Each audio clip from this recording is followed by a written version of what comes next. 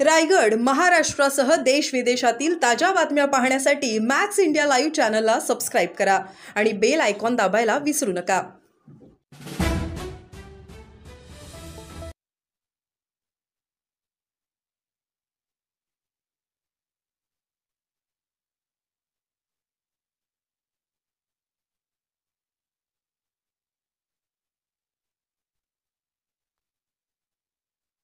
जो महात्मा फुले सावित्रीबाई फुले राहत होत्या तो जो वाडा आहे फुले वाडा आपण म्हणूया त्यांना, तर तिथे आजूबाजूला अजिबात जागा नाही आणि म्हणून गेली काही वर्ष आम्ही प्रयत्न करतो आहोत आणि तिथल्या लोकांचाही प्रयत्न आहे की तिथून 300 यार्डावर महानगरपालिकेचं सावित्रीबाई फुले सभागृह वगैरे आहे, तर ते आपण एकत्र जोडून एक मोठा तिथे प्रकल्प राबवण्यात यावा अशा रीतीचा प्रयत्न गेली अनेक वर्ष सुरू आहे।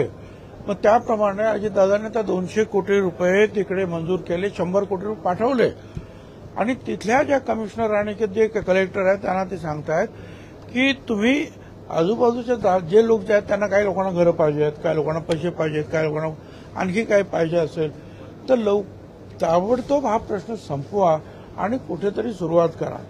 एकदम काय एकाच वेळेला सगळे जाणार नाही। जे लोक इकडे जातील त्यांना घरं पाहिजे, त्या घर मंजूर असतील तर तिकडे जातील।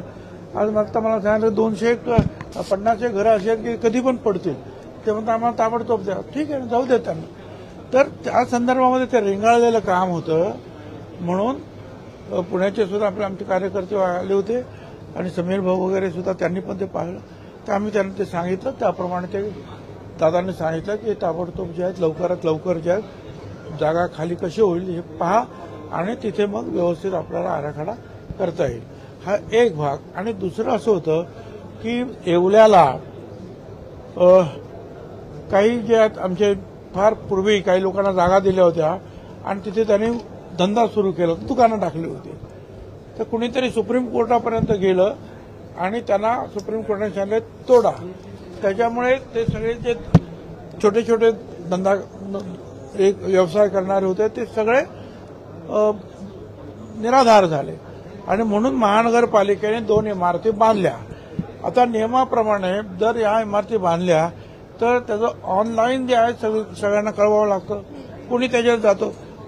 ते म्हणतात की मग आम्हाला काहीच फायदा नाही की आम्ही 50 वर्ष तिथे होतो, आम्ही जागा आमच्या तोडल्या, तर आम्हाला अगोदर प्रिफरन्स मिळायला पाहिजे, प्राधान्य मिळायला पाहिजे। तर लातूरच्या संदर्भामध्ये अशी एक केस झालेली आहे की तिथल्या लोकांना अगोदर जागा देऊन नंतर उरलेल्या जागा इतरांना देण्याचं। तर दादांनी ते सुद्धा सांगितलं की हे सुद्धा तपासून जे आहे या संदर्भातला जो आहे ताबडतोब निर्णय काढा असं संबंधित सर्व अधिकाऱ्यांना सांगितलं। सर, तुम्ही मंत्री असताना शिवभोजन थाळीचा एक क्रांतिकारी निर्णय जो आहे तो घेतलेला होता। कमी पैशांमध्ये गरिबांचं पोट भरावं या मुख्य उद्देश होता, परंतु आता शिवभोजन थाळीची परिस्थिती काय आहे त्या संदर्भात तुमच्या खात्याकडनं काही प्रयत्न सुरू नाही? काही पैसे जे आहेत 20 कोटी रुपये नुकतेच जे आहेत रिलीज झालेले आहेत आणि त्याप्रमाणे ते पैशाचं जे आहे वाटप काही 1-2 महिन्याचे पैसे जे आहेत लोकांना मिळत आहेत आणि बाकी सुद्धा मिळतील। परंतु एक आहे की काही ठिकाणी जे आहे त्या शिवभोजनच्या सुद्धा तक्रारी आमच्याकडे येत आहेत, गैरव्यवहार आहे। पूर्णपणे लोकांना 100 थाळ्या काही लोक देत नाही आहेत, फोटो वगैरे जे आहेत डबल फोटो जे आहेत लोड केले जात आहेत। तर माझा सगळा आमच्या डिपार्टमेंटचे जे अधिकारी आहेत त्यांना सांगणं आहे की असं कुठे जर चाललेलं असेल तर त्यांना एकदा वॉर्निंग द्या, परत जर सापडले तर मात्र जे ते बंदच करावं लागेल। कारण काही लोकांना फार फायदेशीर आहे, 2 लाख लोक रोज जेवणार, त्यांना फायदेशीर आहे। काही जे केंद्र आहेत ते जे चालवत सगळा आमच्या डिपार्टमेंटचे जे अधिकारी आहेत त्यांना सांगणं आहे की असं कुठे जर चाललेलं असेल तर त्यांना एकदा वॉर्निंग द्या, परत जर सापडले तर मात्र जे ते बंदच करावं लागेल। कारण काही लोकांना फार फायदेशीर आहे, 2 लाख लोक रोज जेवणार, त्यांना फायदेशीर आहे। काही जे केंद्र आहेत ते जे चालवतात त्यांचं पोटच त्याच्यावर आहे, पण काही चुकीच्या लोकांनी ज्या चुकीच्या पद्धतीने सुरू केलेलं आहे त्यामुळे वरपर्यंत ज्या तक्रारी सगळ्या येतात आणि त्याचा परिणाम बाकीच्या सगळ्या गरिबांना भोगावा लागतोय। म्हणजे नेमकं काय? वारंवार गैरव्यवहार होत असतील तर? ऑफकोर्स वारंवार जे गैरव्यवहार करतात त्यांना बंद करण्यासाठीच आम्ही सांगतो आहोत. म्हणजे शिवभोजन थाळी त्यांनी बंद करावी. नाही म्हणजे असं आहे की तुम्ही एका ठिकाणी जे आहे शिवभोजन थाळीच्या केंद्रामध्ये सिमेंटच्या गोणी रचून ठेवलेल्या आहेत आणि पैसे मात्र सगळं चालू आहेत. हे कसं काय शक्य आहे? आता हे सगळं माझ्याकडे आल्यानंतर मी स्वतः ते चेक केलेलं आहे, तर त्यांना बंदच करावं लागेल मला.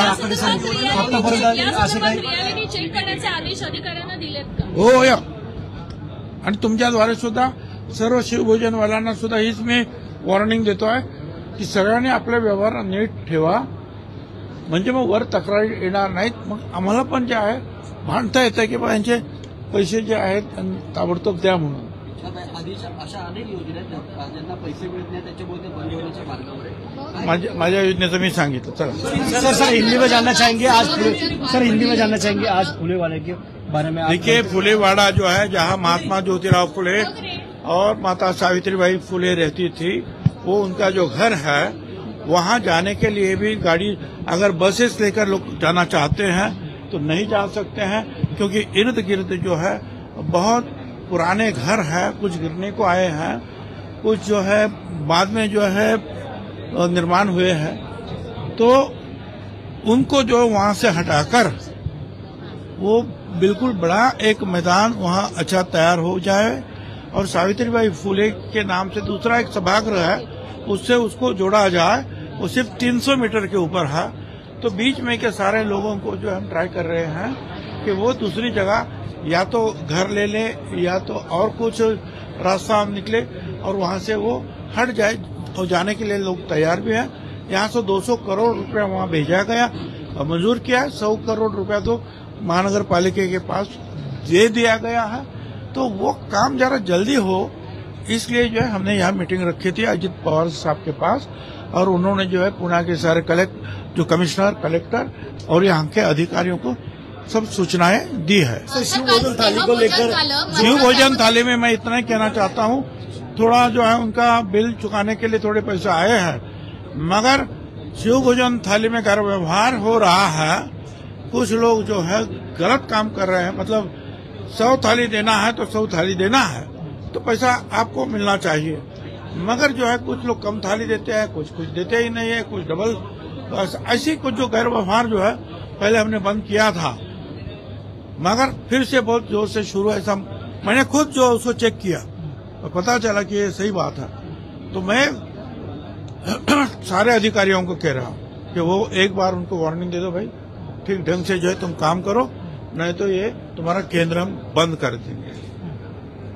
और वो करना होगा, क्या करेंगे, गवर्नमेंट का पैसा ऐसा मुफ्त तो नहीं दे सकते हम किसी. सर ये स्कीम चालू रहने वाली है बंद शिंदे किंवा शिंदे फिलहाल तो चालू रहेगी, मगर ये अगर बहुत बड़े पैमाना पर अगर ये गैरव्यवहार शुरू हो गए तो फिर जो है बुरे लोगों के साथ अच्छे लोग भी जो है तकलीफ में आ जाए.